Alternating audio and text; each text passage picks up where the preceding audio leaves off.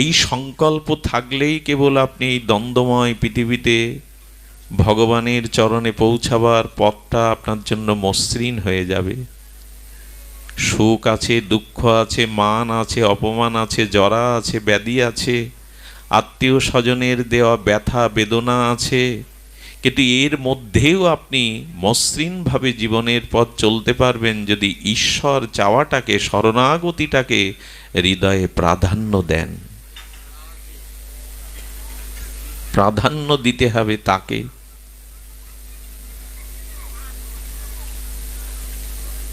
হরিচাঁদ ঠাকুর, গুরুচাঁদ ঠাকুরের এবং তাদের আশীর্বাদ পুষ্ট শ্রীমৎ তারক গোসাইয়ের এই কথাটি ছিল লীলামৃতে, সংসারে থাকিয়া যার হয় ভাবোদয়। এই ভাবোদয়টা হলো এই যে তোমাকে চাই প্রভু, এটা হলো ভাবোদয়। ভাবের উদয় তো অনেক ভাবের উদয় হয়। অর্থ চাই, সম্পদ চাই, সুন্দরী রমণী চাই, কবিত্ব প্রতিভা চাই, পদ প্রতিষ্ঠা চাই, এটা ভাবোদয় নয়। সংসারে থাকিয়া যার হয় ভাবো, সেই ভাবোদয়টা কি, ভাবের উদয়টা কি? তোমাকে চাই প্রভু, হে হরি তোমাকে চাই। এই ভাবোদয় যার হয়েছে সেই সে পরম সাধু জানিও নিশ্চয়। যার এই ভাব উদয় হয়েছে যে প্রভু জীবনে মরণে তোমাকেই চায়। একজন বিখ্যাত শিল্পীর একটা গানের চরণ বড় ভালো লাগে। প্রথমত আমি তোমাকে চাই, দ্বিতীয়ত তোমাকে চাই, তৃতীয়ত শেষ পর্যন্ত তোমাকে চাই।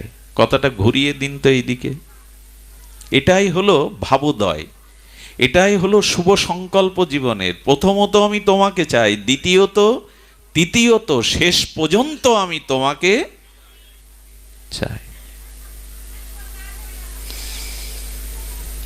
এই সংকল্প যদি না থাকে তাহলে হোঁচট খেতে হবে, বারবার পড়ে যেতে হবে, পিছিয়ে যেতে হবে, অন্ধকার আহ্বান করে আমাকে হারিয়ে ফেলবে। একটু সংকল্প তো থাকবে। আজকে যেমন আপনাদের চিত্তে শুভ সংকল্প ছিল আজ ভাগবত পরিমণ্ডলে কারারগাতি সার্বজনীন শান্তি হরি শ্রীমন্দিরে ভাগবতে যাব।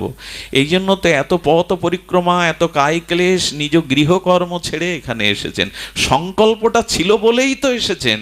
তেমন ভগবান তোমাকে চাই, তোমার চরণে প্রেম ভক্তি চাই, এই শুভ সংকল্প না থাকলে পৌঁছাবেন কি করে? সংকল্প তো চাই। আর এই বর্তমান যে যুগ সন্ধিক্ষণে আমরা এসে পৌঁছেছি, এটা করুণার যুগ, এটা কৃপার যুগ, এটা তপস্যার যুগ নয়। এটা স্বাধ্যায়, এটা তপস্যা, এটা যজ্ঞ, এটা অর্চনের যুগ নয়। বর্তমান যুগ সন্ধিক্ষণের একমাত্র যুগ ধর্ম, একমাত্র জীবের ধর্ম হরি নাম, হরি কথা। কেউ বিতর্ক তুলবে না কথাই যে হরি নামই হলো এই যুগের যুগ ধর্ম। একথা কেউ কোনো মত পথেরই মানুষ বিতর্কে তুলবে না যে হরি নাম, হরি কথা, হরি লীলাই হলো এই যুগের একমাত্র প্রতিপাদ্য বিষয়। এ যুগ তপস্যা, এ যুগ যজ্ঞের, এ যুগ পাণ্ডিত্যের নয়, এই যুগ সংকীর্তনের যুগ। এই যুগ হরিনাম সংকীর্তনে মাতহারা হওয়ার যুগ। যুগ ধর্ম, প্রতিটি জীবত ধর্ম হলো এই হরিনাম। আর এই হরিনাম বিতরণে যিনি বিশেষ করুণায় অবতীর্ণ হয়েছিলেন, আজ হতে 500 কিছু বছর পূর্বে শ্রীধাম নবদ্বীপে যিনি আবির্ভূত হয়েছিলেন, কৃষ্ণবর্ণাং তিষা কৃষ্ণাং সাঙ্গপাঙ্গস্ত্র পার্ষদানাম যজ্ঞই সংকীর্তনায় প্রায় যজন্তি হি সুমেধসা। কৃষ্ণবর্ণাং তিষা কৃষ্ণাং সাঙ্গপাঙ্গ অস্ত্র পার্ষদানাম। রাধা কৃষ্ণ মিলিত তনু পরম করুণা বরুণালয়, জীবের সম্মুখে এত কাঙাল হয়ে, এত করুণার আধার হয়ে, এত কৃপামূর্তি নিয়ে আর কে এসেছে? মহাপ্রভু এলেন।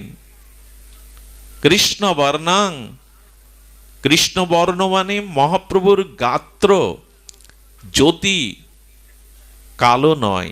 অন্তকৃষ্ণ বহির্গৌর, কৃষ্ণ বর্ণাং অর্থাৎ যার জিহ্বায় সর্বদা কৃষ্ণরূপ এই শব্দ বা বর্ণ সর্বদা কীর্তন তরঙ্গ উঠছে। কৃষ্ণ বর্ণাং তিসা কৃষ্ণাং, না তার গাত্র রং কৃষ্ণ নয়, কালো নয়। আর তিনি এবার অস্ত্র নিয়ে এসেছেন। কই মহাপ্রভুর হাতে, নিতাই চাঁদের হাতে কোনো অস্ত্র নাই তো। ভগবান শঙ্করের হাতে ত্রিশূল, আদ্যাশক্তি যোগিনী কোটি পরিবৃতা মায়ের হাতে খড়গ, রামচন্দ্রের হাতে তীর ধনুক, ভগবান শ্রীকৃষ্ণের সুদর্শন, সকলের হাতেই তো দেবদেবীর হাতে অস্ত্র। মহাপ্রভু নিতাই চাঁদের কাছে অস্ত্র নেই কেন? বলল অস্ত্র আছে।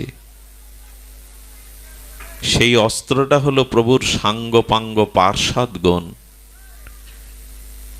জগতে ধারালো অস্ত্র দিয়ে কাউকে ছেদন করতে পারেন, কারো মস্তকটা ছেদন করতে পারেন, অঙ্গ ছেদন করতে পারেন, কিন্তু মহাপ্রভু যে সাঙ্গপাঙ্গ অস্ত্র এনেছেন, সেই অস্ত্র দিয়ে এবার পাপীকে কাটবেন না, পাপকে কাটবেন। অসুরকে বিনাশ করবেন না, অসুরত্বকে বিনাশ করবেন। এবার যদি অস্ত্র হাতে নিতেন, রুদ্রমূর্তি নিতেন, কিছু অপরাধ নেবেন না, অসুর বিনাশের জন্যই তো ভগবান আসেন। বর্তমান যে যুগ, কম বেশি আমার মতো সবাই অসুর, সবাইকে বধ করতে হতো প্রভুর। অসুর মানে কারা? যাদের দম্ভ আছে, অভিমান আছে, হিংসা আছে, এরাই তো অসুর। ভগবানের সেই অনাদি ধ্রুব ভজন সুরের সাথে যারা যুক্ত নয় তারা অসুর। দম্ভ, দর্প, অভিমান, হিংসা যাদের ভেতরে, কম বেশি তো দুর্যোধন আমার মতো জগতে চারিদিকে ছড়িয়ে ছিটিয়ে আছে। মারতে হয়তো সবাইকে মারতে হতো প্রায়। প্রভু চিন্তা করলেন এবার অসুর বিনাশ করব না, অসুরত্বকে বিনাশ করব। এবার পাপীকে বিনাশ করব না, পাপটাকে বিনাশ করব। এই জন্য সাঙ্গপাঙ্গ তিনি এনেছেন। এনেছেন নিতাই চাঁদকে, এনেছেন অদ্বৈত আচার্যকে, এনেছেন গদাধর পণ্ডিত গোস্বামীকে, এনেছেন শ্রীবাসাদি ভক্তবৃন্দকে। এই ভক্তরাই জীবের দ্বারে দ্বারে গিয়ে তাদের অসুরত্ব নাশ করে, তাদের পাপকে বিনাশ করে অযাচিত প্রেম ভক্তি দিয়েছেন। নিতাই চাঁদের মতো শেষ অবতার সংকর্ষণের মূল অংশী যিনি বলরাম, যিনি লক্ষণ, সেই নিতাই চাঁদ তিনি তার কপালে রক্ত ঝরিয়ে, ললাটে রক্ত ঝরিয়ে, আচ্ছা জগাই মাদায়ের হাতে তিনি যে কলসির কানায় রক্ত ঝরালেন, আমাকে বলুন তো, নিতাই চাঁদের মতো সংকর্ষণ অংশী, যার অংশ ব্রহ্মা বিষ্ণু মহেশ্বর অবতারাদিগণ, জগাই মাদাইকে উদ্ধার করতে তিনি চাইলেই উদ্ধার হয়ে যেত, তার মনে ইচ্ছা হলেই, দৃষ্টি দিলেই উদ্ধার হয়ে যেত জীব জগৎ। তো তাদের কলসির কানা খেতে গেলেন কেন? নিতাই চাঁদ উদ্ধার করতে পারত না মনে সংকল্প নিলে? জগৎ তরাতে পারে নিতাই। জীবের সামনে দৃষ্টান্ত রেখে গেলেন, শোনো আমি লক্ষণ, আমি বলরাম, আমি শেষ অবতার, তবু এই যুগে আমি করুণা নিয়ে এসেছি। অক্রোধ পরমানন্দ, অভিমান শূন্য, অক্রোধ শূন্য নিতাই চাঁদ দয়ার সাগর হেসে বললেন, তোমাদের মতো জগাই মাদাইকে উদ্ধার বা প্রেম দানের জন্য যদি রক্তও ঝরাতে হয় আমি রাজি আছি, রক্ত ঝরিয়েও আমি তোমাদের কল্যাণ করব। এত বড় করুণা কোন যুগে, কোন ভাগবতের অবতারে আছে? নিজের শনিত ঝরিয়ে জীবকুলকে দৃষ্টান্ত দিলেন, ওগো আগামী দিনের সনাতনীরা দেখো, আমি এবার অসুরত্বকে নাশ করতে এসেছি, অসুরকে নয়। কারণ নাশ করবেন কি করে? রক্তবীজের কথা মনে আছে আপনাদের?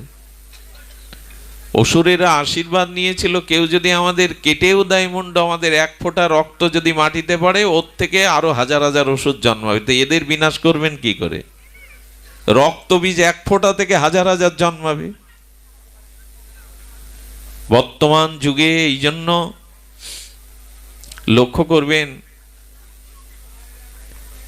নিতাই চাঁদের মহাপ্রভুর পার্শ্বদগণের যে করুণা, সেই করুণার আশ্রয়, সেই করুণার নিলয়ে আমাদের আশ্রিত হতে হবে। বারবার ওই এক কথাই বলছি, ভগবত চরণে শরণাগতি নিতে হবে। এটা শরণাগতির যুগ, এটা সংকীর্তনের যুগ, এটা করুণার যুগ, কৃপার যুগ। এবে অস্ত্র না ধরিলা, প্রাণে কারো না মারিলা, চিত্ত শুদ্ধি করিল সবারে। কম কথা, হরি বলি বাহু তুলি, প্রেম দৃষ্টি চাই, করিয়া কলমশ নাশ প্রেমেতে ভাষায়। এই তো শ্রীকৃষ্ণ চৈতন্য মহাপ্রভুর অবদান। রাম আদি অবতারে ক্রোধে নানা অস্ত্র ধরে অসুরেরে করিল সংহারে। এবে অস্ত্র না ধরিলা, প্রাণে কারো না মারিলা, চিত্ত শুদ্ধি করিল সবারে। রাম আদি অবতারে, কৃষ্ণ আদি অবতারে অসুর বিনাশ করেছেন। লঙ্কার যুদ্ধ, কুরুক্ষেত্রের যুদ্ধ অবশ্যম্ভাবী হয়ে উঠেছিল, কিন্তু সেই করুণা ঘনমূর্তিতে কলিতে এসে বললেন, এবে অস্ত্র না ধরিলা, প্রাণে কারো না মারিলা, চিত্ত শুদ্ধি করিল সবারে। সকলের চিত্ত শুদ্ধ করেছেন হরিনাম দিয়ে, প্রেম দিয়ে, অকাতরে করুণা বাড়ি দিয়ে সবাইকে কৃপা করেছেন।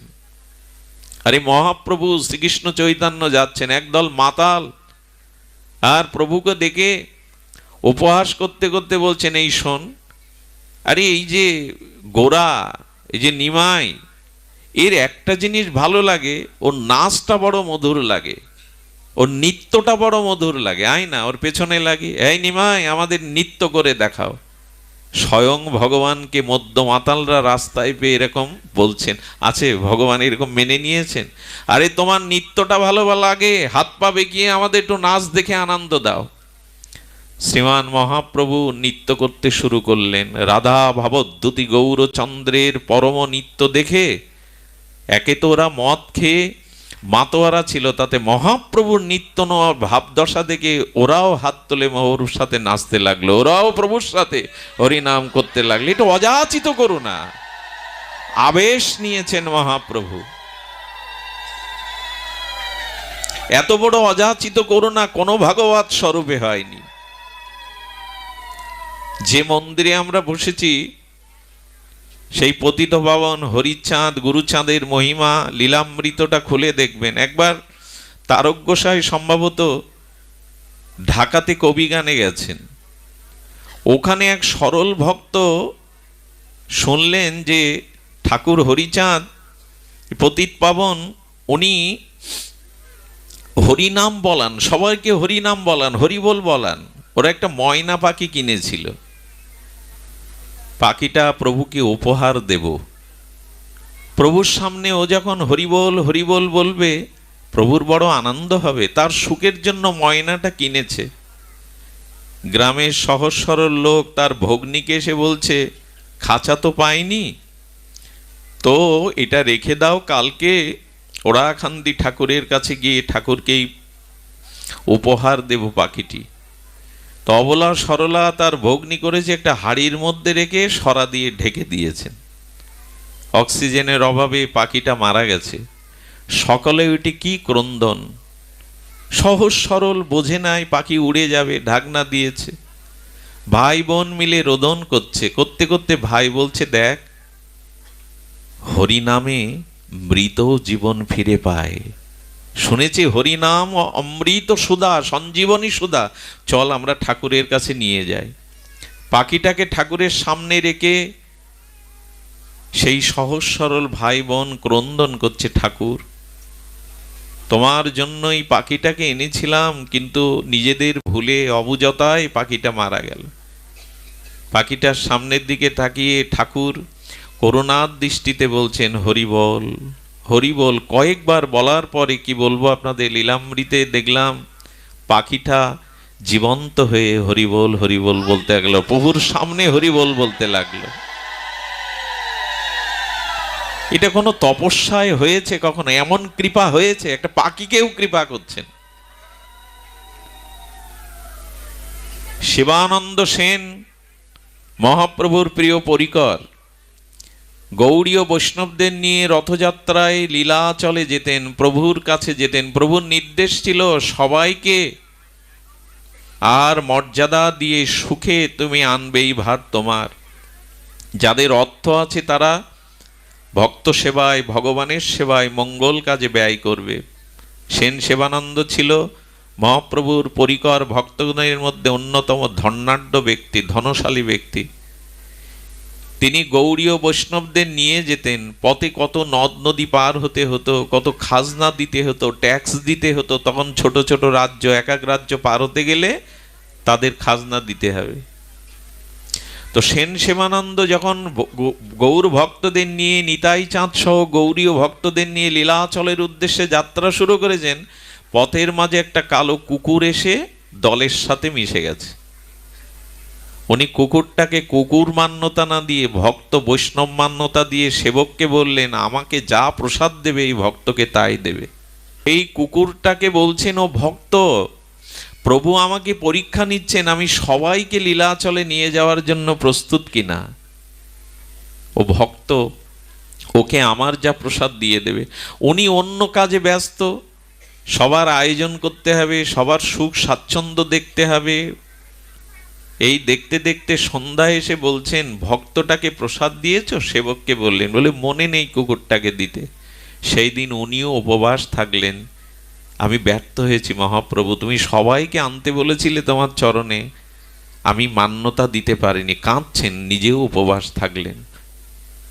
মহাপ্রভুর ভক্তগণেরও কৃপা দেখুন, এই যুগের মহিমাটা দেখুন, করুণাটা দেখুন। উনি বললেন, আমাকে যা প্রসাদ দেবে তাই দেবে। সামনে গিয়ে উড়িষ্যার একটা নদী পার হতে গিয়ে উড়িয়া সেই নাবিক বলছেন, আমি কুকুর নৌকাতে তুলি না, খেয়াতে তুলি না। শিবানন্দ হাত জোড় করে বললেন, আমি পার হব না, আগে ভক্ত পার হবে, তারপরে আমরা পার হব। এত বড় করুণা কার আছে? গৌর যেমন পতিত পাবন, তার ভক্তরাও পতিত। এই যুগে তো করুণার যুগ, কৃপার যুগ। করুণায় অবতীর্ণ কলৌ। সুধীজন, কুকুরটাকে পার করার জন্য 10টা মানুষের কড়ি, ওকে পার করার জন্য 10 জনের কড়ি দিয়ে দিলেন, পার করো। ওপারে গিয়ে দেখে কুকুরটা আর নাই। আমার কোনো অপরাধে হয়তো আমাকে ত্যাগ করে চলে গেছে। এই অনুশোচনায় ভুগতে ভুগতে লীলাচলে যখন পৌঁছালেন, দেখলেন মহাপ্রভুর সামনে সেই ভক্ত কুকুরটার। কিভাবে জানেন? প্রভু জগন্নাথের নারিকেলের শ্বাসের প্রসাদ পাচ্ছেন, আর ওকে ছুঁড়ে ছুঁড়ে দিচ্ছেন। শুধু দিচ্ছেন না, এক একবার প্রসাদ দিচ্ছেন, আর মহাপ্রভু ভাবাবেশে বলছেন, একবার কৃষ্ণ কহ, একবার। এরকম করুণা কোনো ইতিহাসে, কোনো শাস্ত্রে পাওয়া যায় না। একটা কুকুরকে সামনে পেয়ে প্রভু প্রসাদ দিচ্ছেন আর বলছেন, কৃষ্ণ কহ। যেই প্রভু বলছেন, দেখুন মানুষেরই হাত আছে, অন্য প্রাণীরা চতুষ্পদ বিশিষ্ট, অন্য প্রাণীদের হাত নেই, তারা পা দিয়েই হাতের কাজ করে। এই হাতটা পেয়েছিলাম গুরু বৈষ্ণবের, মহাতের, গুরুজনের সেবার জন্য, ভজন করার জন্য। অন্য প্রাণীকে গোবিন্দ হাত দেননি। কুকুরটা তার 2 পা তুলে হাতের মতো করে ভঙ্গিতে চিৎকার করে কৃষ্ণ কৃষ্ণ বলছে। মহাপ্রভু কুকুরটাকেও করুণা করছেন প্রসাদ দিয়ে, হরিনাম দিয়ে। আর কি করুণাময়, করুণা দাতা হবেন তিনি। কুকুরটাকেও করুণা করছেন। সেন সেবানন্দ মহাপ্রভুকে প্রণাম না করে কুকুরের পায়ে পড়ে গেলেন। ধন্য তুই, মহাপ্রভুর অধরামৃত আর হরিনাম পেয়েছি, পড়ে গেলেন। মহাপ্রভুর এই হলো মহা অবদান, কেউ বাদ যায়নি।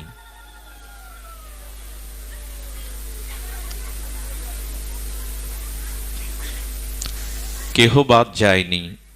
করুণায় অবতীর্ণ কল, সমর্পয়ত উন্নত উজ্জ্বল, সভক্তি রসশ্রিয়ং। ব্রহ্মাদিরও যে রস পায়নি, মহাপ্রভু সেই হরিনামের মধ্যে, প্রেম দানের মধ্যে জীবকে তাই দিলেন। মানুষের কি কথা, পশুকেও তিনি প্রেম দিচ্ছেন, হিংস্র জীবজন্তুকেও বনের ব্যাঘ্রকে, সর্পকে, হরিণকে পর্যন্ত মহাপ্রভু প্রেম দান করেছেন ঝাড়িখণ্ডের পথে। ঝাড়িখণ্ডের জঙ্গলে বনপথে প্রভু পাথরকে গলিয়েছেন হরিনাম দিয়ে। এ তো সকলের জানা।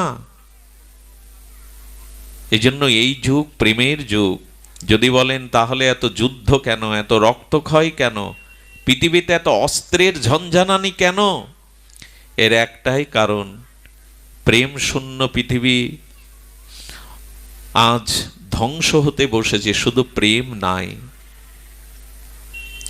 হিংসা দিয়ে হিংসাকে জয় করা যায় না। অস্ত্র দিয়ে জগতে কখনো প্রেম আসেনি। আপনি জয়ী হতে পারেন, ভূখণ্ড দখল করতে পারেন, দুর্বলের উপর অত্যাচার করতে পারেন সামরিক শক্তির দ্বারা, কিন্তু শান্তি আপনি পাবেন না। ছোট্ট একটা কথা আপনাদের বলি,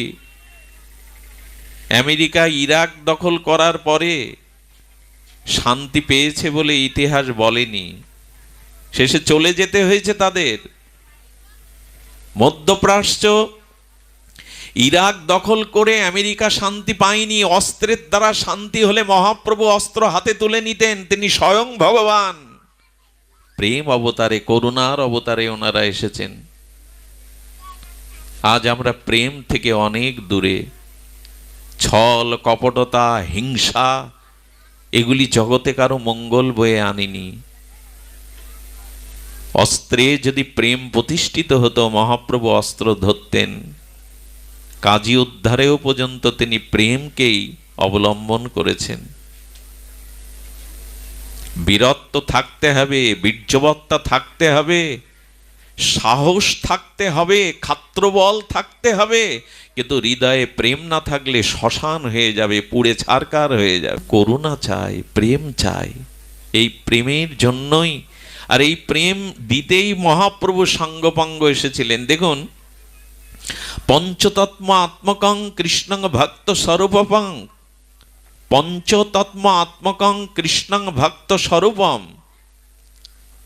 এই তো পঞ্চতত্ত্ব আমাদের সামনে এসেছে। আমরা যখন পঞ্চতত্ত্বের এই বিগ্রহগুলো দেখি, এই পঞ্চতত্ত্বের প্রভু যাদের নিয়ে এসেছেন সাঙ্গ পাঙ্গাস্ত্র পার্শ্বদানাম, তারা কেমন অস্ত্র দেখুন।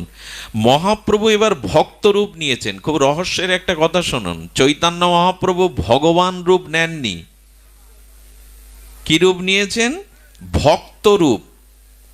আচ্ছা, ভগবান ভক্ত হতে যাবে কেন? কোন দুঃখে ভগবান ভক্ত হবে একটু বলুন তো? ভগবান তো ভক্ত রূপেই আসবে। কিন্তু মহাপ্রভু ভগবান, স্বয়ং ভগবান কৃষ্ণই, আর দাপরের কানাই গৌর হয়ে তো এলেন, আর রাধা ভাবকান্তি নিয়ে এলেন, কিন্তু তিনি ভক্ত রূপ নিলেন। মহাপ্রভু কিন্তু ভগবান রূপে আসেননি, ভক্ত রূপে এসেছেন। ভক্ত রূপে এসে নিজে ভজন করেছেন, কেঁদেছেন, কাঁদিয়েছেন। মহাপ্রভু বিতরণ করেছেন হরিনাম, ব্রজপ্রেম, কারণ তিনি ভগবান স্বরূপে না, ভক্ত রূপে এসেছেন। কেন এসেছেন জানেন? আমি যদি ভজন না করি, এই কাল কবলিত কলির জীবগুলো আদর্শ সামনে না দেখলে, আমি যদি ভজন না করি, নিজে যদি আচরণ না করি, ওদের মধ্যেই প্রেম ধর্ম, নাম ধর্ম, দৈন্য ধর্ম যাবে না। এই জন্য এই যুগে ভগবান ভক্ত রূপে এসেছেন। ভক্ত রূপে না আসলে হরি বলে বাহু তুলে কাঁদে।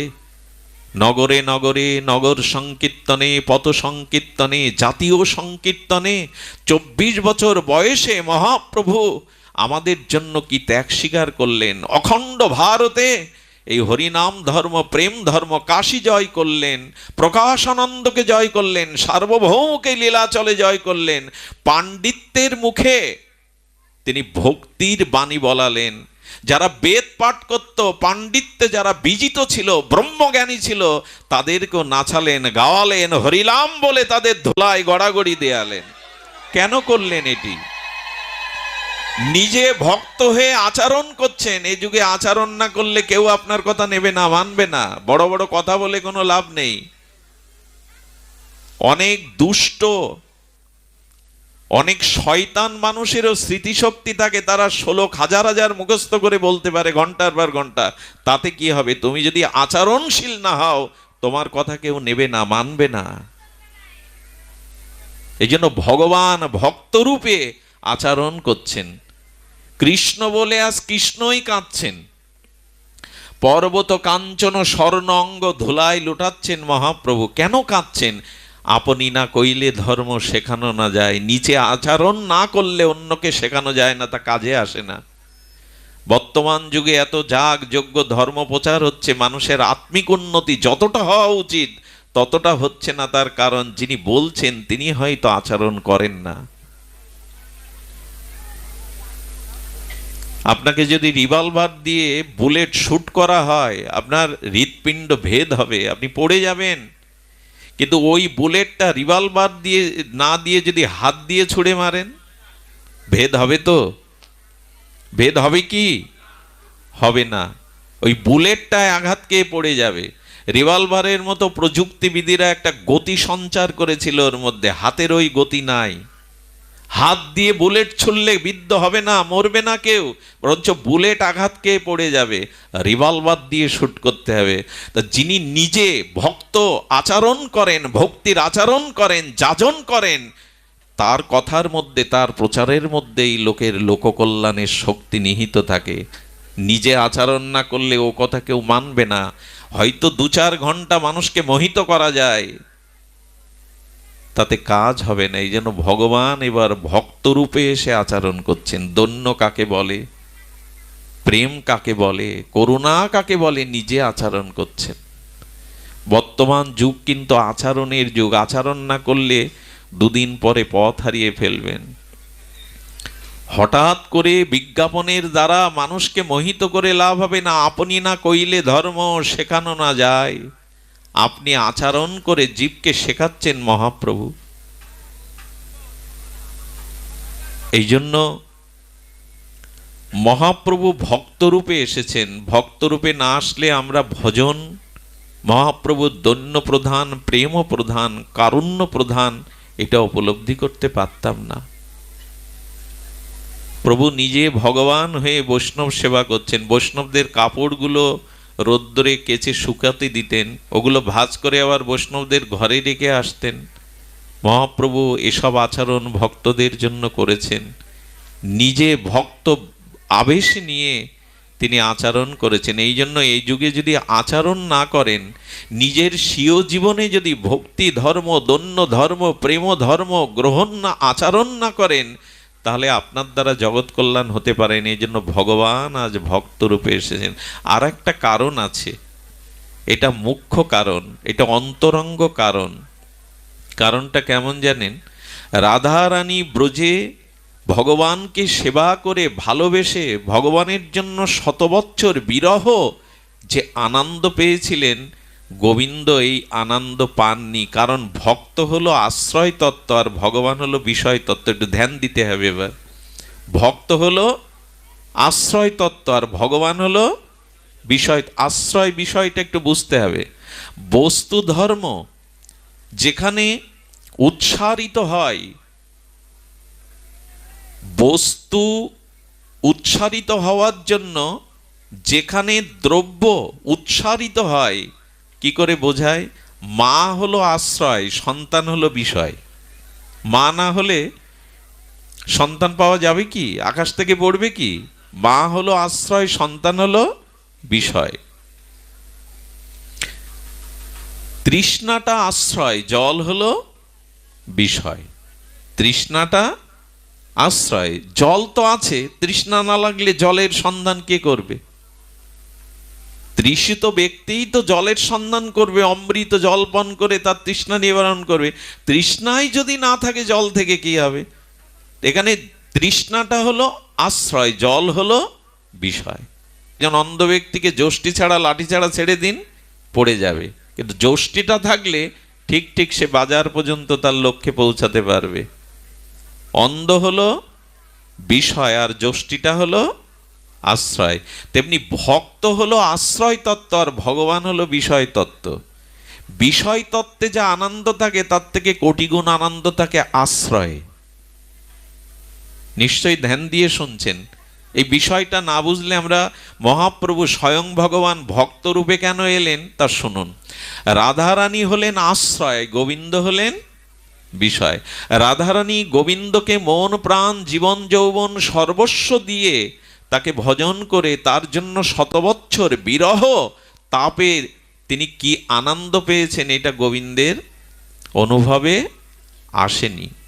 কথাটি একটু যদি আমরা সাংকেতিকভাবে একটু দৃষ্টান্ত দ্বারা বোঝাই, 2 বছর পর বিশ্ববিদ্যালয়ের পড়ুয়া সন্তান বাড়িতে এসছে, মায়ের কাছে এসছে। এখন মা তার প্রিয় আস্বাদ্য বস্তুগুলো জানে, সন্তান কি খেতে ভালোবাসে, সব উপচারগুলো রন্ধন করে মা অপেক্ষা করছে খোকাকে নিজের হাতে পাওয়াবো। এখন রাত 9টা 10টা 11টা বেজে যাচ্ছে, সন্তান আসছে না। পাতা পড়লেই মনে হচ্ছে ওই বুঝি খোকা আসছে, বারবার রাস্তার দিকে তাকাচ্ছে, চিন্তায় মুখটা শুকিয়ে গেছে। রাত 12টা 1টা বেজে গেল, মার তো চোখে জল, মা কষ্ট এবং প্রতীক্ষার প্রহর গুনছে। হঠাৎ সন্তান এলে মা কেঁদে ফেলেছে। কোথায় গিয়েছিলি? তোর জন্য আমি ঘুমাইনি, পায়চারি করছি, কত উৎকণ্ঠিত, কোথায় গিয়েছিল? এই ভাব যে মার হতে পারে সন্তানের জানা ছিল না। বন্ধু বান্ধব পেয়েছে, বহুদিন পরে বাড়ি এসেছে, ভুলে আছে বন্ধু বান্ধব নিয়ে আড্ডা। মা তোমার এমন হচ্ছে কেন? আচ্ছা মা, আমি ঘরে ফিরতে, আমি কি ছোট আছি, বড় হয়েছি? বন্ধু বান্ধবের সাথে একটু আড্ডা দিচ্ছিলাম, তোমার কেমন হচ্ছিল আমি না ফেরা দেখে? তোমার হৃদয়ে আমার জন্য কেমন উৎকণ্ঠা হচ্ছিল বলো তো? আচ্ছা আপনারাই বলুন, মা কি ওকে বোঝাতে পারবে যে সন্তান ফিরতে দেরি হলে মায়ের বুকে কি উৎকণ্ঠা? এটা বোঝানো যাবে ভাষা দিয়ে? একটু কথা বলুন, বোঝানো যাবে? বলছেন আমি শত চেষ্টা করেও তোকে বোঝাতে পারবো না যে মার প্রতীক্ষার হৃদয়ে কিরূপ ব্যাকুলতা হয়। বললেন মা আমি শিক্ষিত, বিশ্ববিদ্যালয়ে পড়ি, আমাকে বোঝাও, আমি বুঝবো। বলে তুই বুঝতে পারবি না। সন্তান তখন বলছে কোনোদিনই বুঝবো না? বলে হ্যাঁ, একদিন বুঝবি, যেদিন তুই আমার ভূমিকায় থাকবি। তোর সন্তান হবে, তোর সন্তানের জন্য যখন তুই প্রহর গুনবি, প্রতীক্ষা করবি, সেই দিন আমার হৃদয়ের ভাষাটা তুই অনুভব করবি। এর আগে বুঝবার কোনো উপায় নাই। এজন্য শাস্ত্র বলছেন বিষয়ের মধ্যে, বিষয়ের থেকে শতকোটি গুণ আশ্রয় হলো আনন্দ।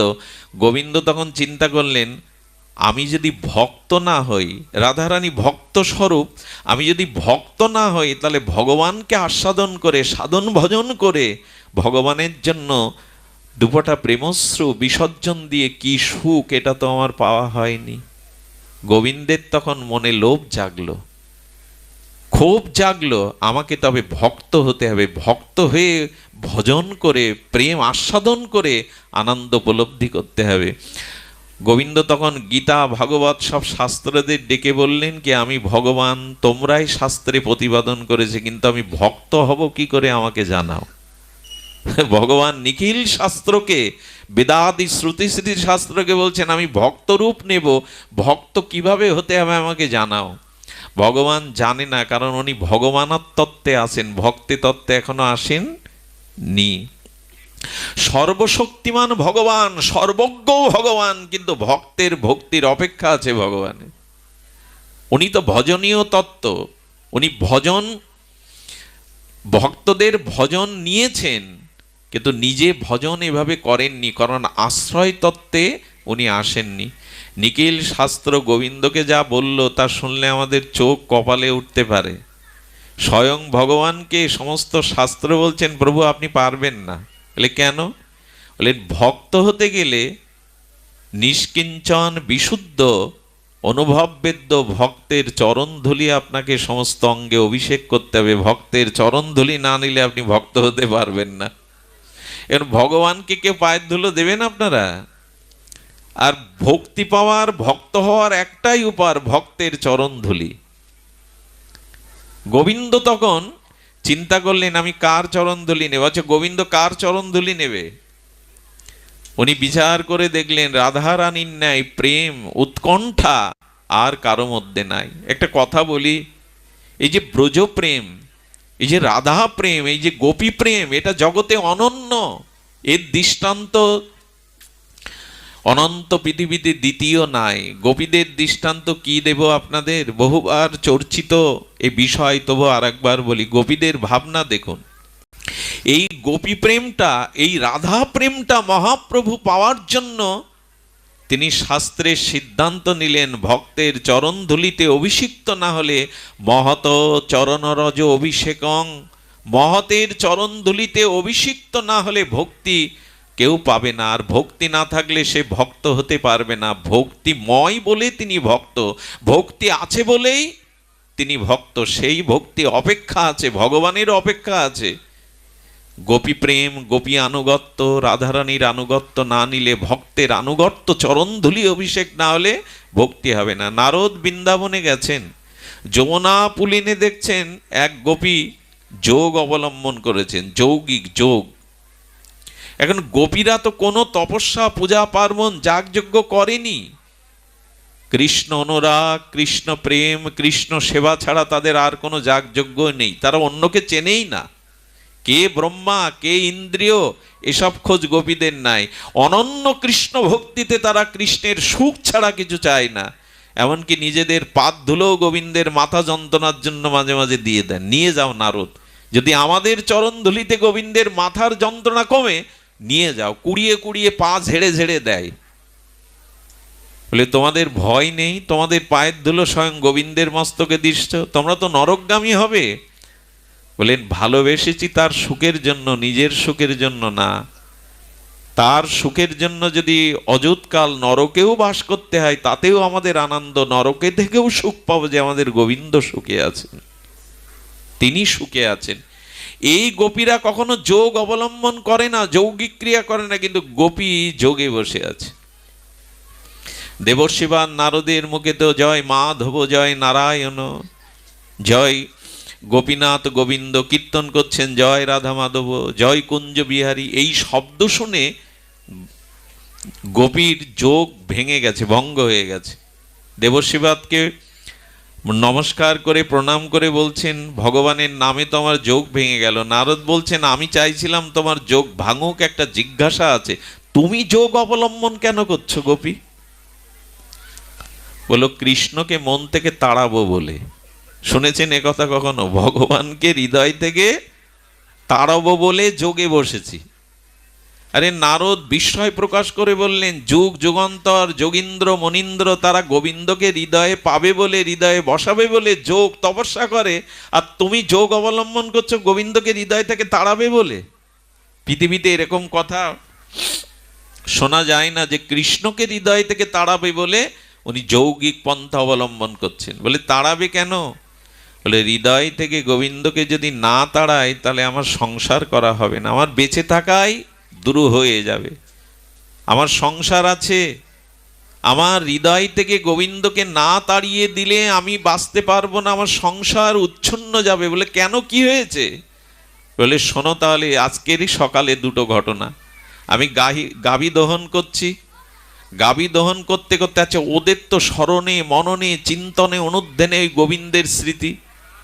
যেই গোপীরা কৃষ্ণ চিন্তা করতে করতে গাভী দহন করছেন, কৃষ্ণ কৃষ্ণ করতে করতে ওই ভাবাবেশে স্ফূর্তিতে গোবিন্দ এসে বলছেন, গোপী যশোদামা কাল রাত্রে আমাকে দুগ্ধ খেতে দেয়নি, ননি খেতে দেয়নি, আমি বড় ক্ষুধার্ত, ওই বাটটা আমার গালের দিকে দিয়ে দহন করো যাতে আমি দুগ্ধ পেয়ে ক্ষুধা নিবৃত্তি করতে পারি। আচ্ছা গোপী কি করেছে? গোপী করেছে কি, বাটটা কৃষ্ণের মুখের দিকে দিয়ে দহন করতে শুরু করেছে। শাশুড়ি কি আর কৃষ্ণকে দেখে? শাশুড়ির মনে তো আর কৃষ্ণ ভাবনা নিত্য নিরন্তর নাই, উনি দেখছেন স্ফূর্তিতে। শাশুড়ি এসে ধাক্কা দিয়ে বলছেন, দুগ্ধ পাত্রে দুধ না দিয়ে মাটিতে ফেলছো কেন? ওদিকে রাত্রে ঘুমায়নি বুঝি, বড় অলসতা এসেছে বুঝি, গালি দিচ্ছেন। হঠাৎ করে স্মরণ এলো, দুগ্ধ পাত্রে দুধ না দিয়ে কৃষ্ণকে স্ফূর্তিতে মনে করে। চিন্তা করুন তো তাদের আবেশ কতখানি ভগবানের প্রতি। বলো শাশুড়ির গালি খেলাম, দুধগুলো নষ্ট হলো, তো সর্বদা যদি সে আমাকে এইভাবে পেছনে লেগে থাকে, আমার সংসার হবে? আমি সংসার করতে পারবো? আমি ঘর গুছিয়েছি পরিপাটি করে, হঠাৎ বাইরে আমি গোময় দিয়ে, গোবর দিয়ে আর ঘুটের দিচ্ছিলাম, কৃষ্ণ কৃষ্ণ করছে, হঠাৎ দেখি ঘরের মধ্যে ননি টনি ছড়িয়ে, ঘরের সব আসবাবপত্র ছড়িয়ে ঘরই নষ্ট করে দিল। আবার গোছাতে হবে, আবার গালি শুনতে হবে শাশুড়ির। আমি সেই গোবর দলা ছুঁড়ে মারলে শাশুড়ির মুখে গিয়ে পড়েছে। ওই তো স্ফূর্তিতে কৃষ্ণ দেখছে, যাহা যাহা নেত্র পড়ে তাহা তাহা কৃষ্ণ। সব জায়গায় মনে যার ভাবনা থাকে নিত্য নিরন্তর, সে তো তাকেই দেখবে। তো শাশুড়ি বলল, হয়েছে কি? ঘাড়ে ভূত প্রেত লেগেছে, পিশাচি লেগেছে, গোবর ছুঁড়ে মারছো, দুধ মাটিতে ফেলছো? শাশুড়ি বলছে, যাও রান্না করতে যাও, জানো সংসার হবে কৃষ্ণ মনে থাকলে। কি অদ্ভুত গোপীদের ভাবনা। বলে রন্ধন করতে গিয়ে কড়াইতে জল না দিয়ে কাঠের উপরে জল দিয়ে দিয়েছি, পরমান্নে মাঝে মাঝে লবণ দিয়ে দেই। এই হলো ওদের দশা। এই জন্য যোগে বসেছি, কৃষ্ণকে হৃদয়কে না তাড়ালে আমার সংসার করা, পৃথিবীতে এরকম অদ্ভুত ক্রিয়া জানা যায় না যে কৃষ্ণকে হৃদয়ে ধারণের জন্য যোগী ঋষিমুনিরা তপস্যা করছেন, আর ওরা কৃষ্ণকে হৃদয় থেকে তাড়াবার জন্য যোগে বসেছেন। কি অদ্ভুত ওদের বৈচিত্র্যতা। তো এই যে গোপী ভাব, এই যে ভক্ত ভাব, এটা ভগবান পাওয়ার জন্য তার হৃদয়ে বাঞ্ছা জাগলো। 3 বাঞ্ছা, যে রাধারানী আমাকে ভজনা করে কি আনন্দ পায়, রাধারানীর ভাবে আমাকে দর্শন করে রাধারানীর প্রেমে কি মাধুর্য আসে, কৈশন রাধা প্রেম, কৈশন মধুরিমা, কৈশন ভাবে ভোর। এই 3 বাঞ্ছা পূরণের জন্য ললিতা বিশাখা সখীর কাছে গোবিন্দ বললেন, রাধারানীর চরণ ধুলি চাই, না হলে আমি ভক্ত হতে পারবো না। তো রাধারানীর চরণ কৃপা থেকে করুণা কণা সেই শুভ্র আর কাঞ্চন সম রাধারানীর চরণ ধুলি গোবিন্দের অঙ্গে আসতে আসতে কালো রূপটা অন্তরে গিয়ে রাধারানীর ভাব ও কান্তি নিয়ে সেই ভগবানই রাধা ভাবোদ্যুতিতে আজ গৌর হয়ে ভক্ত হয়ে জগতে এলেন, ভক্ত আস্বাদনের জন্য এলেন। এই জন্য চৈতন্য মহাপ্রভু কৃষ্ণই, অভিন্ন কৃষ্ণই, কিন্তু রাধার ভাব নিয়ে আজকে আশ্রয় তত্ত্ব নিয়েছেন যে ভক্ত হয়ে ভজন করে জগৎকে শিক্ষা দিতে হবে। আমাদের জন্য কত বড় করুণা ভগবানের, ভক্ত রূপে এসেছেন। কারণ ভগবান অনেক দূরের বস্তু, তিনি যদি আপন হয়ে ভক্ত হয়ে আর আমাদের মাঝে না আসতেন, আমরা বহু দূরে তাকে ভাবতাম, অনেক বড় বৃহৎ ভাবতাম ভগবানকে। তাই আপন হয়ে আমাদের মতো হয়ে চোখের জল নিয়ে আজ ভগবান কাঁদবে কেন আমায় বলুন তো? কথাটা হৃদয়ে বড় রাগে। ভগবানের তো কোনো সাংসারিক দুঃখ নেই, তার জরা ব্যাধি নেই, তার তো কোনো অপ্রাপ্ত নেই, ভগবান কাঁদবে কেন বলতে পারো মা? জীবের লাগিয়া কাঁদে প্রভু উচ্চেশ্বরে, নিশিদিন মহাপ্রভু কাঁদছেন। শিবাসঙ্গনে যমুনা গঙ্গা তীরে, সুরধনী গঙ্গা তীরে মহাপ্রভু কাঁদছেন। আমায় বলতে পারেন ভগবান কাঁদতে যাবে কোন দুঃখে? ভগবান তো কাঁদে না, কিন্তু আজ গৌর হরির চোখে জল, জীবের লাগিয়া শুধু আমাদের জন্য কাঁদছেন। কারণ কি জানেন? নিজে না কাঁদলে অন্যকে কাঁদানো যায় না। কৃষ্ণ বলে কাঁদবার মধ্যে, হরি বলে কান্নার মধ্যেই তো প্রেম আছে। যাকে চাই, যাকে ভালোবাসি, তার জন্যই তো চোখের জল। কপটা চোখের জল ফেলেছো যে তুমি তাকে ভালোবাসবে? ভালোবাসার মানুষকে পাওয়ার জন্যই তো মানুষ চোখের জল ফেলে। তাই ভক্তরূপে আজ গৌর হরি তিনি কাঁদছেন, জীবের জন্য কাঁদছেন। নিজে না কাঁদলে অন্যকে কাঁদানো যায় না, নিজে না মজলে অন্যকে মজানো যায় না। এই জন্য মহাপ্রভু তপ্ত কাঞ্চন অঙ্গ দিয়ে কাঁদছেন। ডক্টর মহানামব্রত ব্রহ্মচারী বলেছেন, আমরা আর কপটা ফেলেছি চোখের জল, ওই দেখো ভগবান কাঁদছেন। মহাপ্রভু যখন কাঁদতেন তার পায়ের কাছে নালা বয়ে যেত, কাদা হয়ে যেত মাটিগুলো। এ গল্প নয়, এ কোনো উপন্যাসের কাহিনী নয়। লীলাচলে মহাপ্রভু যখন কাঁদতেন, রাধা মাথুর বিরহে চোখের জলে নালা হয়ে গিয়েছিল, চোখের জলে ওই যে কাদা হয়ে যেত। এত কেঁদেছেন। জীব কতটুকু কাঁদতে পারে? আজ ভগবান ভক্ত রূপে এসে জীবের দ্বারে কাঁদছেন। বদ্ধ জীবের দ্বারে গিয়ে তিনি বলছেন, নিতাই হরিদাস জীবের দ্বারে দাও। ব্রহ্মার অবতার হরিদাস নিত্যানন্দ প্রভুকে জীবের দ্বারে দ্বারে পাঠাচ্ছেন, যাও হরিনাম বিতরণ করো, ভিক্ষা করো জীবের দুয়ারে। শোনো শোনো নিত্যানন্দ, শোনো হরিদাস, সর্বত্র আমার আজ্ঞা করো হে প্রকাশ। জীবের দ্বারে দ্বারে গিয়া করোই ভিক্ষা, ভজো কৃষ্ণ কহ কৃষ্ণ, করো কৃষ্ণ শিক্ষা। কেন পাঠাচ্ছেন তাদের জীবের দ্বারে? ভগবান কাঙাল হয়ে ভিক্ষার ঝুলি নিয়ে কেন জীবকে হরিনাম দান করতে যাচ্ছেন? ভক্ত রূপে এসেছেন, করুণা নিয়ে এসেছেন বলে।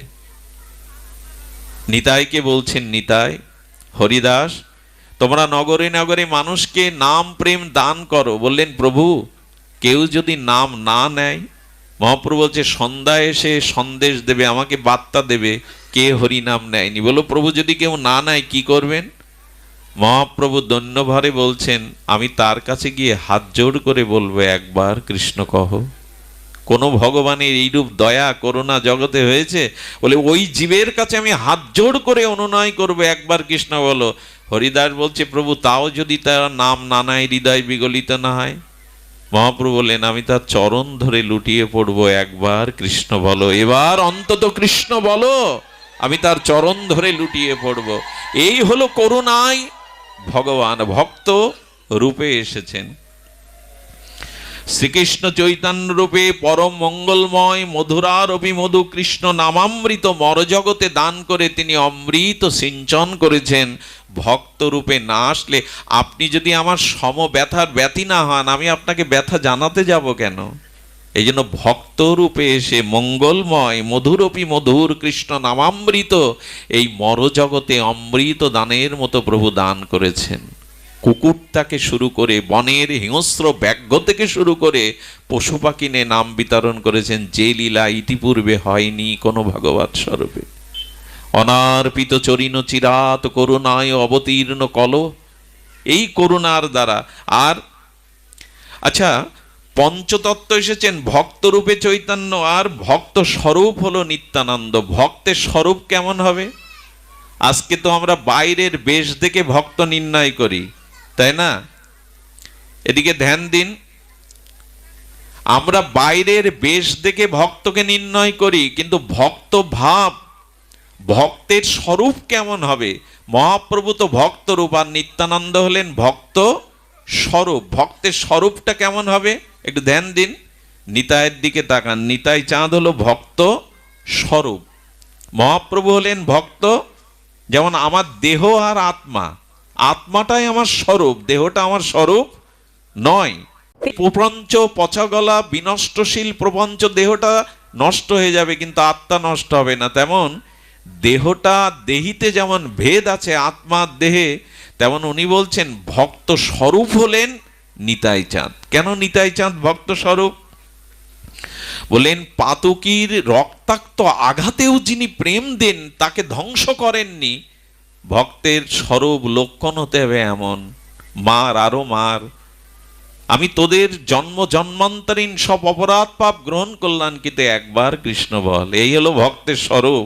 বাইরের বেশে ভক্ত হওয়া যায় না, বাইরের বেশ প্রয়োজন, কিন্তু বেশ দেখেই যেন মনে না হয় আমরা যেন সিদ্ধান্ত নাই এনার বেশ, এই বেশেই ভক্ত। যদি বেশেই ভক্ত হতো, রাবণ তো সন্ন্যাসী রূপেই সীতাহরণ করলো, কাল নিমিত্ত সাধু বেশেই হনুমানের পদ রুজে দাঁড়ালো। বেশ ধরলেই কি সাধু হওয়া যায়? ভক্তের স্বরূপ কেমন হতে হবে? হতে হবে অহংকার শূন্য, হতে হবে অক্রোধ। ভক্তের স্বরূপ নিত্যানন্দকে দেখুন, যে নিতাই চাঁদ বলরাম রূপে কথায় কথায় হস্তিনাপুর তুলে আর সাগরে নিক্ষেপ করতে যেতেন, যে লক্ষণ কথায় কথায় ক্ষুব্ধ হতেন, সেই নিতাই এবার ভক্ত স্বরূপে এসে অক্রোধ পরমানন্দ নিত্যানন্দ রায় রে, অভিমান শূন্য নিতাই নগরে বেড়ায় রে। আহা, যিনি বলরাম, যিনি লক্ষণ, তিনি নিতাই রূপে আজ ক্রোধ নাই, আজ অক্রোধ পরমানন্দ স্বরূপে নিতাই চাঁদ জীবের দ্বারে দ্বারে এই নাম বিতরণ করছে। নিতাই চাঁদের মহামহিমা জানেন? সুবর্ণ বণিক, উদ্ধারণ দত্ত, দত্ত মানে তারা বণিক। তো নিতাই চাঁদ এই উদ্ধারণ দত্তের বাড়িতে কয়েক মাস এসেছিলেন। নিতাই চাঁদ যখন ভক্তি সিদ্ধান্ত বর্ণনা করতেন, একজন ব্রাহ্মণ আসতো, যে ব্রাহ্মণের আবার অনেক কড়াকড়ি বিষয়, আমি এখানে বসবো না, এখানে খাবো না, এর হাতে খাবো না, ওরা দত্ত, হ্যাঁ, সুবর্ণ বণিক।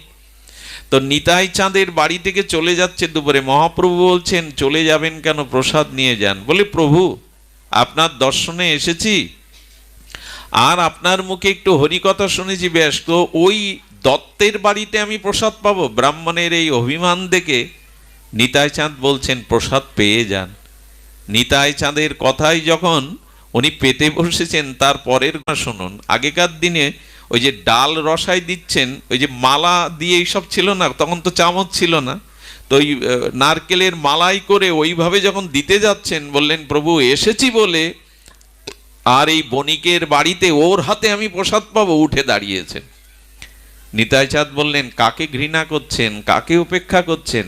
ভক্তকে বলছেন, উদ্ধরণ দত্তকে, ওই যে ডাউল দেওয়ার খুন্তিটা উঠোনের মাঝখানে রোপণ করো তো, পুঁতে দাও। যেই পুঁতলেন, কি বলবো, নিত্যানন্দের করুণায় সঙ্গে সঙ্গে একটা আম্রবৃক্ষ তৈরি হলে পাকা ঝরঝর করে আম পড়তে লাগলো ওর থেকে।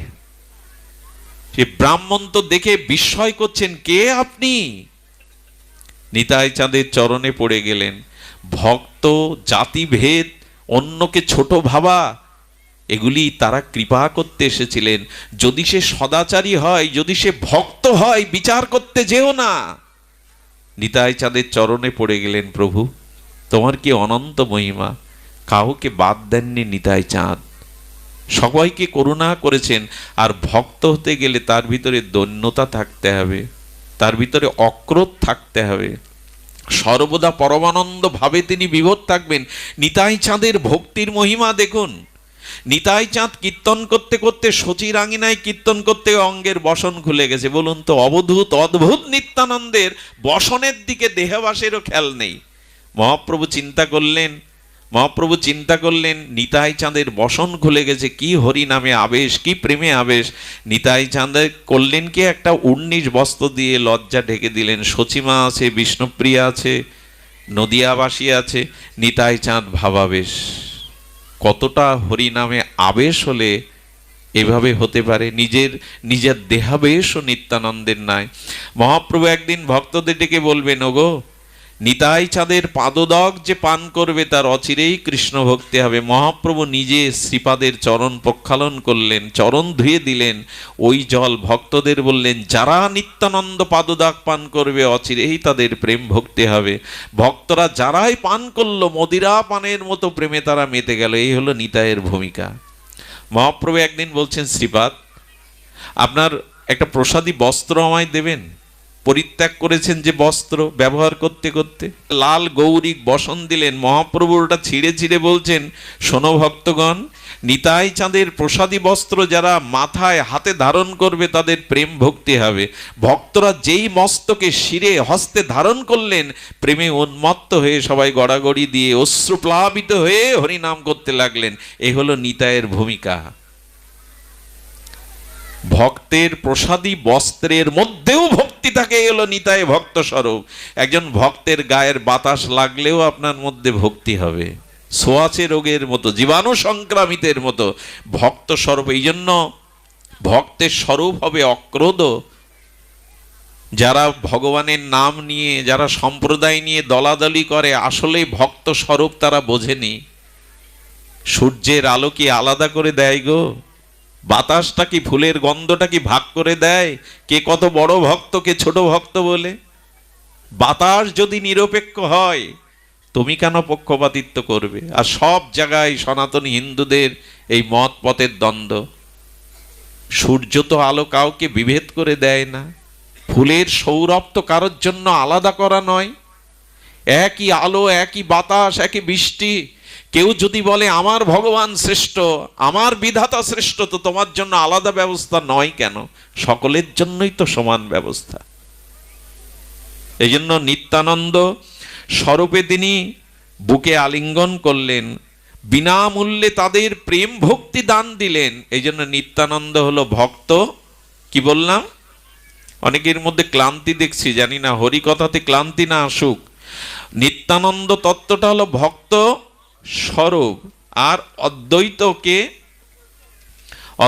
হলো ভক্তাক্ষ, অর্থাৎ শ্রী অদ্বৈত ব্রহ্মাদারি দুলভ এই নাম যজ্ঞের তিনি কি হলেন? ভক্ত অবতার। মহাপ্রভু ভক্ত, নিত্যানন্দ ভক্ত স্বরূপ, আর শ্রী অদ্বৈত হলেও ভক্ত অবতার। স্বয়ং ভগবান আচার্য রূপে অবতার হলেন মহাবিষ্ণু সদাশিব। ভগবান শঙ্কর আর মহাবিষ্ণু এই কলিহত জীবের মহাপ্রভুর হরিনাম প্রেম দানের জন্য তিনি ভক্ত অবতার হলেন। ভক্ত অবতার রূপে অদ্বৈত আচার্য চোখের জলে গৌরকে আনলেন। ডেকে ডেকে তুলসী দলে কৃষ্ণ নাম লিখে সুরধনী গঙ্গায় ভাসিয়ে গৌর অনানিধি গৌরকে আনালেন। কেন জানেন? শুনুন, ভক্ত অবতারের ভূমিকা দেখুন। প্রকটিত হইয়া আচার্য করেন বিচার, কৃষ্ণ ভক্তি শূন্য সব লোক ব্যবহার। অদ্বৈত আচার্য যখন প্রকাট হয়েছিলেন, আমাদের অদ্বৈত আচার্যের শ্রীপাঠ কিন্তু আমাদের সুনামগঞ্জে সিলেটে। আমরা কম ভাগ্যবান নয়। মহাপ্রভুর পিতৃভূমি আমাদের এই ঢাকা দক্ষিণে, অদ্বৈত প্রভুর পিতৃভূমি কমলাক্ষ শান্তিপুর পুরন্দর আমাদের সিলেটেই। এমনকি শ্রীবাস ঠাকুরেরও পূর্ব অলয় আমাদের শ্রীহট্টে। কে আসেনি? হরিদাস ঠাকুর এখানে এসেছেন, পুণ্ডরিক বিদ্যানিধি এখানে এসেছেন, আর আমাদের মাঝে এসেছেন ঠাকুর নরোত্তম। এই রাজশাহীর খেতুরে তিনি এসেছেন। এই পূর্ববঙ্গের মানুষকে গালি দেয়া হতো গঙ্গার এপারের মানুষ বলে, বললো পাণ্ডব বর্জিত জায়গা। এখানে আমাদের গালি দেয়া হতো যেটা পাণ্ডব বর্জিত, পাণ্ডবরা এদেশে আসেনি। গঙ্গার এপারকে, হিন্দুদেরকে কলঙ্ক দেয়া হতো, এরা গঙ্গার ওপারের ভক্ত। মহাপ্রভু প্রেম ভক্তিতে এমন জনকে পাঠালেন, পাণ্ডব বর্জিত কি, পাণ্ডবরাও যাদের চরণ বন্দনা করে তাদের মহাপ্রভু এবারে এই দেশে আবির্ভাব ঘটিয়েছেন, কলঙ্ক ঘটিয়েছেন। পাণ্ডবরাও যাদের চরণ ধুলি চায় তারা এই দেশে জন্মেছেন। হরিদাস এসেছেন, আমাদের ঠাকুর মশাই নরোত্তম। রূপ সনাতনের স্মৃতি তো এই দেশেই।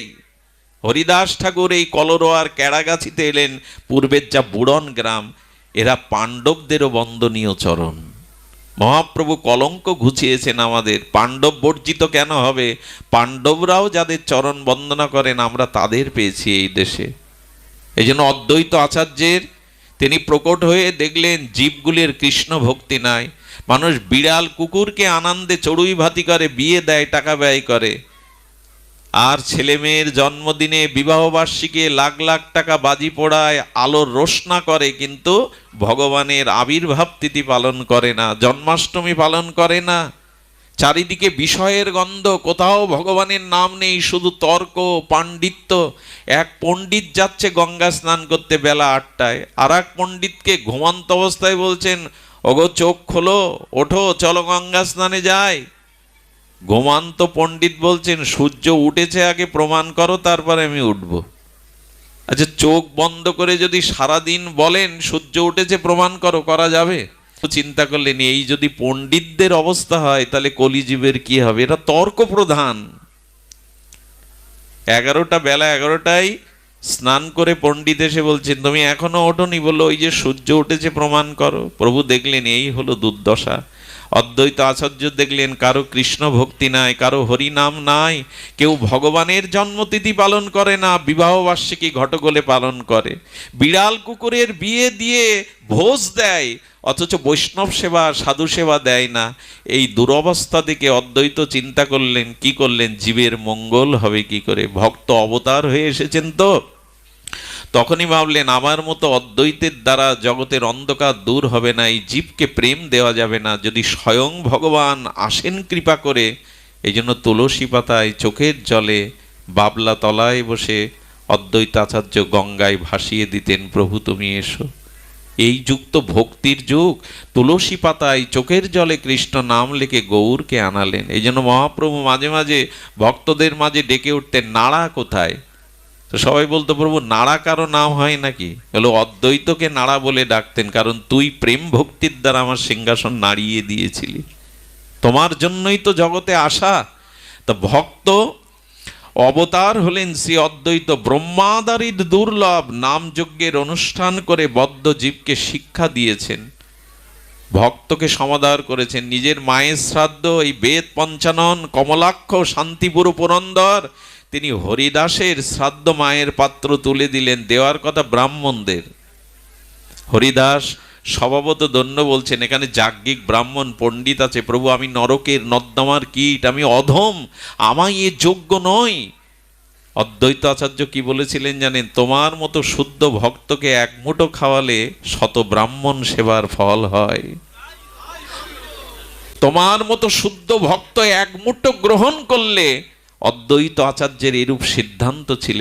ভক্তকে তিনি গণনা করতেন, এই জন্য তিনি ভক্ত অবতার। আর ভক্তাক্ষ হলো শ্রীবাস আদি। আমরা এই যে পঞ্চতত্ত্বে বলি না, ভক্ত স্বরূপ, ভক্ত অবতার, ভক্তাক্ষ হলো শ্রীবাস। তিনি দেখিয়ে গেলেন ভক্ত কেমন হবে। শ্রীবাস যেদিন তার পুত্র বিয়োগ হলো মহাপ্রভুর কীর্তনে, শ্রীবাসের স্ত্রী মালিনী দেবী বলছে, ছেলেটা শ্বাস উঠেছে, একটু ওষুধ দেবে না ওর গালে? উনি বললেন, মহাপ্রভুর চরণদলি হরিনাম ছাড়া আমার কাছে আর কি ওষুধ আছে বলো? ছেলেটা দেখতে দেখতেই মায়ের কোলে মারা গেল। পারবো? একমাত্র শিশুপুত্র মারা গেছে। শ্রীবাস ঠাকুর তখন তার মালিনী দেবী স্ত্রীকে বলছে, কেঁদো না, যদি কাঁদতে হয় সারা রাত তুমি আমি কাঁদবো, কিন্তু তোমার এই মায়া ক্রন্দন যদি মহাপ্রভুর করণে গিয়ে হরিনাম প্রভু বিশ্রাম দেন, আমি প্রভুর প্রেমে হরিনামে বাধা হয়ে দাঁড়াবো। ছেলেকে কাপড় দিয়ে ঢেকে বললেন, শোনো মালিনী, তুমি যদি মায়া কান্নার কারণে মহাপ্রভুর কীর্তনে প্রেমে বিঘ্ন করো, আমি বলছি পুত্র হারিয়েছে, স্বামীকেও হারাবে। আমি যা বলি প্রতিজ্ঞা করি তাই রক্ষা করে, আমিও আত্মহত্যা করব সুরধনীতে। নিজের পুত্রকে ঢেকে এসে এরকম বলা যায় তো? ঘরের মধ্যে মৃতপুত্র ঢাকা এসে কীর্তন করছে শ্রীবাস, মহাপ্রভুকে বুঝতে দিচ্ছে না। মহাপ্রভু কীর্তন স্তিমিত করে বারবার ভক্তদের বলছে, ভক্তগণ বলো তো, শ্রীবাসের গৃহে কি কোনো অমঙ্গল হলো? শ্রীবাস তুমি বলো, তোমার গৃহে কোনো অমঙ্গল হলো? আমি কীর্তনে প্রেম পাচ্ছি না, আনন্দ পাচ্ছি না।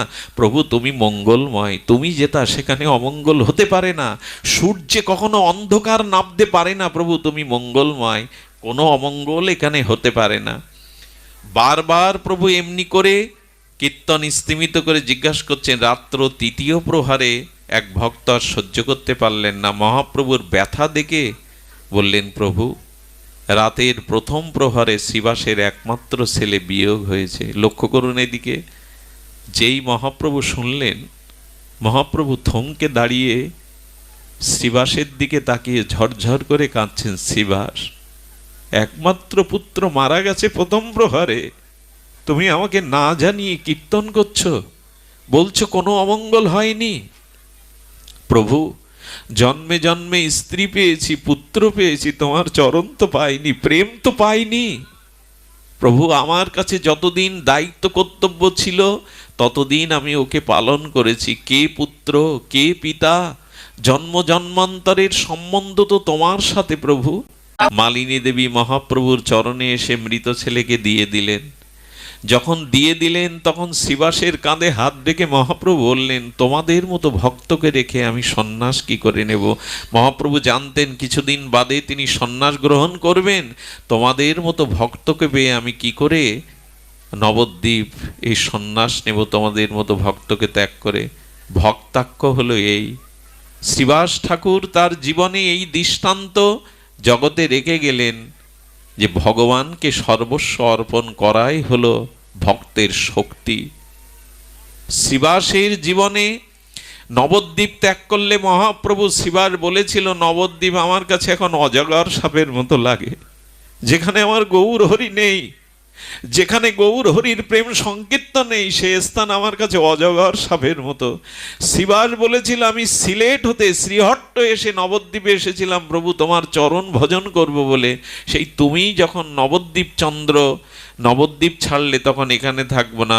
উনি ঘুরতে ঘুরতে কোথায় গিয়েছিলেন জানেন? কুমারহট্টে হালি শহরে, কারণ ওখানেই মহাপ্রভুর গুরুদেবের জন্মস্থলী। ওনার বিশ্বাস ছিল চৈতন্য প্রভু কোথাও না গেলে একবার গুরুদেবের ভজনস্থলীতে আসবেন, ওইখানেই আগড়ে পড়েছিল। এই জন্য ভক্তাক্ষ এরা এরা ভক্তের যে আকার কেমন হবে, শ্রীবাসকে দেখে দেখুন। শ্রীবাসই হলো ভক্তের আকার, ভক্তাক্ষ। ভক্তের ভাবনা কেমন হবে, শ্রীবাসের জীবনে এই ছিল। শ্রীবাসের আয়ের লোক ছিল না, কিন্তু ভক্ত সেবা চলতো। মহাপ্রভু সেবা নিতেন, ভক্তরা সেবা নিতেন। বললেন, শ্রীবাস তোমার চলে কি করে?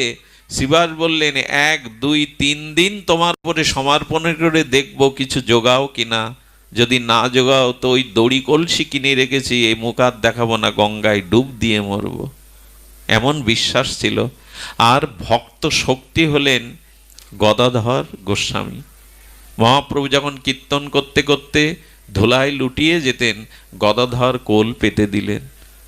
ছোটবেলা থেকে দেখতেন গদাধরের সাথে সখ্যতা। সচিমা বলেছিল, গদাধর আমার নিমাই বড় ভাবা বেশে ধুলায় লুটায়, কীর্তন করতে করতেই সোনার অঙ্গ ধুলায় কাকর কণ্ঠকীর্ণ হয়। তুই আমার নিমাইকে দেখিস, আমার নিমাই যখন ধুলায় ধূসরিত হয়ে ভাবে গড়িয়ে পড়বে, তুই কোল দিয়ে রাখিস।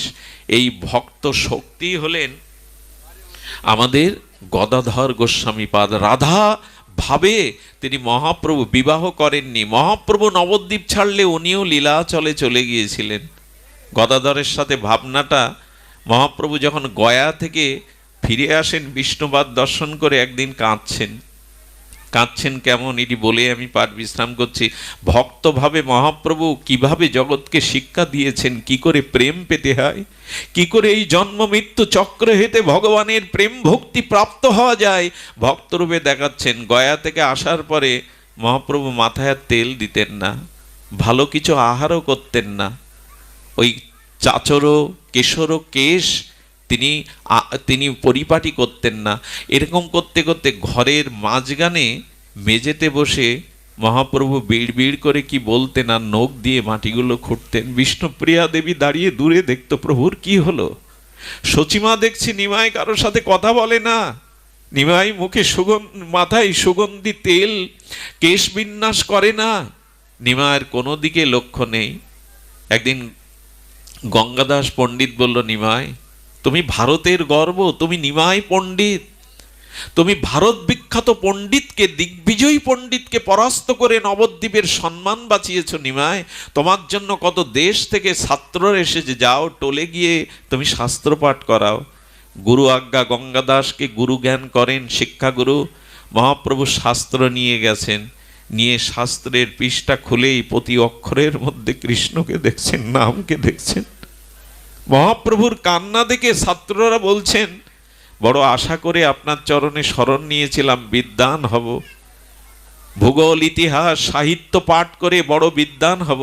মহাপ্রভু বললেন, আমার কাছে আর তোমরা এসো না, কারণ কৃষ্ণ ভক্তি বিনা বিদ্যা নাহি হার। কৃষ্ণে যদি, ভগবানে যদি ভক্তি না হয়, তাহলে জগতের পাণ্ডিত্য দিয়ে কিছু হবে না, কৃষ্ণ ভক্তিই সার। ছাত্ররা তখন বলছেন, তাই যদি মনে হয় তাহলে আমাদের ওই বিদ্যায় দিন, নেবে তোমরা? এই প্রথম মহাপ্রভু গঙ্গাদাসের টোলে হাততালি দিয়ে শুনিয়েছিলেন সেই কীর্তন, হরিহরায় নম কৃষ্ণ যাদবায় নম। যদি প্রেম পেতে চাও তবে পাণ্ডিত্য দিয়ে নয়। মহাপ্রভু কিন্তু দিগ্বিজয়ী পরাস্ত মহান পণ্ডিত, কিন্তু শেষে তিনি গ্রন্থ খুলেই দেখতেন তার মধ্যে কৃষ্ণ, প্রদের কৃষ্ণ কৃষ্ণ বলাতেন।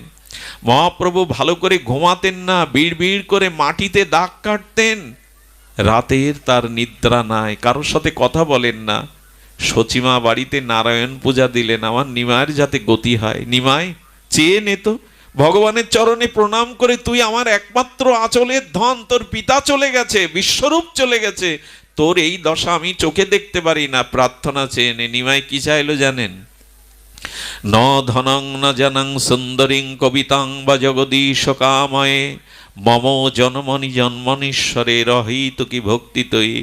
হে প্রভু, আমি ধন চাই না, মান চাই না, সম্পত্তি সুন্দরী রবণী কবিত্ব প্রতিভা চাই না, জন্ম জন্মান্তরের যেন তোমার চরণে আমার অহেতুকি প্রেম ভক্তি হয়, এটাই তো চাওয়ার বিষয়। মহাপ্রভুর এই ভাবদশা দেখে একদিন শিবাস পণ্ডিতকে এনেছেন সচিমা, পণ্ডিত তুমি দেখো তো নিমায়ের বায়ুরোগ হলো কিনা, উন্মাদ দশা নিমায়ের। শিবাস পণ্ডিত নিমায়ের হাতটা হাতের মধ্যে নিয়ে বলছেন, নিমাই আচ্ছা পণ্ডিত তুমি বলো তো, আমার কি বায়ুরোগ হয়েছে, আমি কি উন্মাদ হয়ে গেছি? শ্রীবাসের চোখে জল। মহাপ্রভুর হস্তকানি করপল্লব দিয়ে বলছেন, প্রভু তোমার যে দশা হয়েছে এ ব্রহ্মারও হয় না, এইটা ব্রহ্মাদিরও দুর্লভ, তোমার কৃষ্ণ ভক্তি হয়েছে। শ্রীবাসকে জড়িয়ে ধরে বললেন, তুমি যদি আমাকে বলতে আমি রোগগ্রস্ত, আমি এ মুখ দেখাতাম না। শ্রীবাস তুমি আমায় বাঁচালে। গদাধরের কাছে গিয়ে বলছে, গদাধর বলো না, সেই গয়া থেকে আসার পথে আমি যে সেই শ্যামল কিশোর মূর্তি দেখলাম, কোথায় লোকালো? পণ্ডিত গদাধর বলছেন, ও তো তোমার হৃদয়ের মধ্যে লুকিয়েছে। মহাপ্রভু নখ দিয়ে বুক চিচ্ছে, রক্তাক্ত করছে, তবে তুমি বুকের মধ্যে। ভক্ত ভাব না হলে এভাবে পাওয়া যায়? এটা আবেগ নয়, এমনি করেই ভগবানকে সর্বস্ব দিয়ে, ব্যাকুলতা দিয়ে তাকে খুঁজতে হয়। এই নিমাই পণ্ডিত নবদ্বীপে এমনি করে বিরহ কাতর হয়েছিলেন। বেশি দিন সংসার সুখ। তিনি মাঝে মাঝে সুরধনী গঙ্গার তীরে নীরব রাত্রে দাঁড়িয়ে কাঁদতেন। জীব তো জাগলো না, জীব তো কৃষ্ণমুখী হলো না, নাম নিল না। মহাপ্রভুর এমনি করেই তিনি জীব জগৎকে নিজে কেঁদেছেন, নিজে মজিয়েছেন। এই জন্য আমি শুরুতে বলেছিলাম, এই গদাধর পণ্ডিত বিবাহ করেননি, মহাপ্রভুর সাথে লীলাচলে টটি গোপীনাথে ছিলেন। সারা জীবন মহাপ্রভুকে ভাগবত শুনিয়েছেন, সেবা করেছেন। এই জন্য উনি হলেন ভক্ত শক্তি। আমি এই পাঁচজনের পরিচয় কেন দিলাম? এই পঞ্চতত্ত্বটা আমাদের মাঝে অনেক রহস্য থাকে। কে কোন অবতারে এসেছেন আমরা কিন্তু একটু জানলাম। মহাপ্রভু এসেছিলেন ভক্ত রূপে, নিত্যানন্দ প্রভু এসেছিলেন ভক্ত স্বরূপে, আর আমাদের অদ্বৈত আচার্য তিনি ভক্ত অবতার হয়ে এসেছিলেন, আর ভক্তাক্ষ এসেছিলেন শ্রীবাস। ভক্তের স্বরূপটা কেমন হবে? আর ভক্ত শক্তি হয়ে এসেছিলেন গদাধর পাঠ গোস্বামী। এই পঞ্চতত্ত্বেই জগৎকে প্রেম দানে ধন্য করতে এসেছিলেন। আমি আপনাদের কাছে নিবেদন করব, হরি নামে মহাপ্রভু কোনো জাত কুল বিচার ভেদাভেদ রাখেননি। আজকে যারা আমরা ধর্মকে নিয়ে ভেদ করতে চাই, আমারটা বড়, তোমারটা ছোট, তোমারটা পুরনো, আমারটা নূতন, এমন নয়। হরিনাম চিরকালই ছিলেন, সর্বযুগেই ছিল। হরিনাম ব্যতীত এই যুগে অন্তত গতি অন্যভাবে হবার নয়। তবে আজ বলবার সময় এসেছে। সর্বশেষে অনুরোধ করি, সময় কিন্তু আমাদের নাই। সময় কিন্তু আমাদের জীবনে খুব সীমিত হয়ে আসছে। প্রতিটি দিন, প্রতিটা ক্ষণ সংকীর্ণ হয়ে আসছে আমার জীবন আয়ু। তাই বলতেই যদি হয় এবার বলো, বলতেই যদি হয় এবার হরি বলো। আর আমাদের সময় নাই। অন্তত হরি বলা এই কারণে প্রয়োজন, মৃত্যুর সময় যাতে ভগবানের নামটা অন্তত উচ্চারণ করতে করতে যেতে পারি। একটা প্রস্তুতি তো থাকবে। মানুষ সারা জীবনের প্রস্তুতি নিতে হয়। পরীক্ষার জন্য মানুষ কত প্রস্তুতি নেয়, তো মৃত্যুর পরীক্ষার জন্য ভগবানের নামটা যাতে স্মরণ হয়, আমাদের সেই প্রস্তুতিই নিতে হবে। নিত্য নিরন্তর ভগবানের নাম, এটা কোনো সূচি অসুচি মহাপ্রভু রেখে গেলেন না। আরে বাড়িতে মৃত্যু হলে পূজা বন্ধ হয়ে যায়, দশবিধ কর্ম বন্ধ হয়ে যায়, আর যে মৃত ব্যক্তি মারা গেছে তাকে ঘিরে হরিনাম করতে হয়, তাকে ঘিরেই হরিনাম করতে হয়। মহাপ্রভু বললেন, সূচি অসুচি রেখে গেলেন না। আর মহাপ্রভুর যাওয়ার পরে এই হরিনাম ধারাকে মাতোয়ারাও করে রেখেছিলেন হরিচাঁদ, গুরুচাঁদ, অন্যান্য যত সম্প্রদায় এসছে পরবর্তীতে, তারা হরিনামকে মুখ্য করেছেন। কারো একথা বলার অপেক্ষা নেই যে হরিনাম ব্যতীত এই যুগে অন্য কিছু করে প্রেম পাওয়া যাবে। হরিনামই আমাদের আশ্রয় হোক। মহাপ্রভু এই জন্য বারবার বারবার জীবকে শুনিয়েছেন, নাম বিনা আমাদের গতি নাই।